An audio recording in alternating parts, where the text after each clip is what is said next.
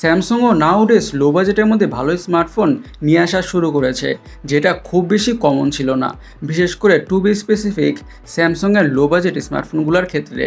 Day by day স্যামসাংয়ের low budget স্মার্টফোনগুলোর ক্ষেত্রেও মানুষের এক্সপেকটেশন বাড়ছে। স্যামসাং বাজারে নিয়ে এসে পড়েছে তাদের লো বাজেটে আরও একটি smartphone, Samsung Galaxy M05। And এই ফোনটি লো বাজেটের মধ্যে অ্যাকচুয়ালিতে মানুষের এক্সপেকটেশনস ফুলফিল করতে পারে নাকি, সেটাই আমরা আজকের ভিডিওতে জানবো। প্রথমেই ফোনটির লুকসটাকে নিয়ে বা ডিজাইনটাকে নিয়ে কথা বলি। ডিজাইনে থাকছে টিপিক্যাল গ্লসি বা গ্রেডিয়েন্ট ফিনিশওয়ালা ব্যাক প্যানেল। দেখতে কিন্তু সুন্দরই লাগছে বাজেট ডিভাইস হিসাবে, not too bad. And back প্যানেলটা পলিকার্বনেট বা প্লাস্টিক। লো বাজেটের মধ্যে পলিকার্বনেট বা প্লাস্টিক ব্যাক প্যানেলটাই এক্সপেক্টেড। বাজেট ডিভাইস হিসাবে ডিজাইনটা ঠিকঠাকই আছে। ফোনটির ডিসপ্লে থাকছে 6.7 ইঞ্চের HD+ PLS LCD display with U শেপের নচ। লো বাজেটের মধ্যে HD+ প্যানেলটাই এক্সপেক্টেড। আর স্যামসাংয়ের স্মার্টফোনসগুলোর বাজেট বা প্রাইস রেঞ্জ যেমনই হোক, ডিসপ্লে প্যানেলগুলোর কালার বা কন্ট্রাস্ট অনেকটাই বেটার হয়ে থাকে।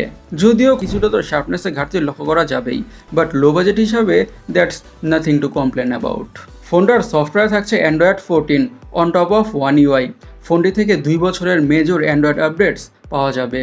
অ্যান্ড স্যামসাংয়ের ইউআইটা বা স্ক্রিনটা অনেকটাই পলিশড একটা ইউআই। এখন ফোনটির হার্ট বা চিপসেটটাকে নিয়ে কথা বলা যাক।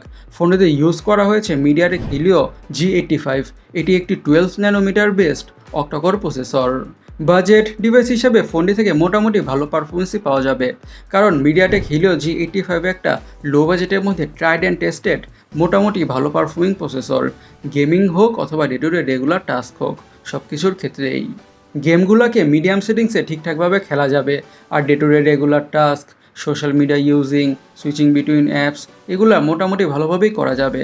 বাট ফোনটাকে খুব বেশি হেভি প্রেশার দিলে বা খুব বেশি মাল্টিটাস্কিং করা ট্রাই করলে তখন ফোনটি থেকে অবভিয়াসলি ল্যাগের ইস্যু বা হ্যাংয়ের ইস্যু ফেস করতে হবে, that's for sure.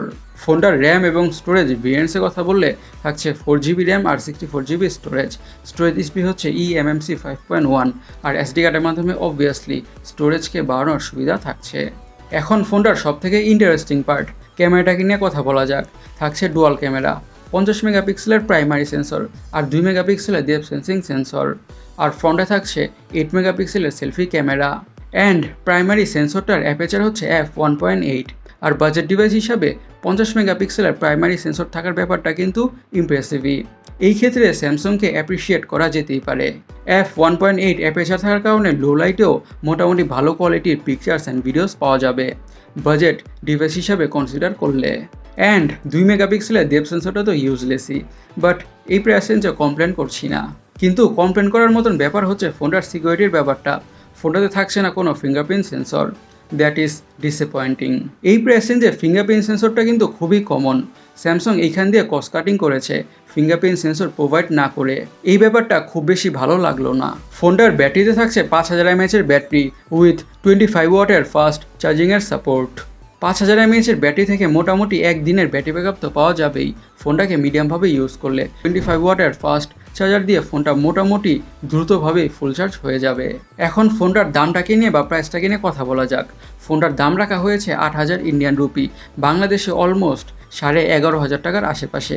Fingerprint sensor না থাকার ব্যাপারটা ছাড়া ওভারঅল ডিভাইসটি যা যা স্পেক্স আর ফিচার্স অফার করছে লো বাজেট ডিভাইস হিসাবে তা মোটামুটি ঠিকঠাকই আছে। কিন্তু ফিঙ্গারপ্রিন্ট সেন্সর না থাকার ব্যাপারটাই অনেকের জন্য ডিল ব্রেকার হতে পারে।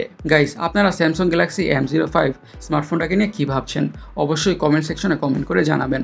আর আমাদের আজকের ভিডিওটা এই পর্যন্তই। আমি সৈকত, সাইনিং আউট।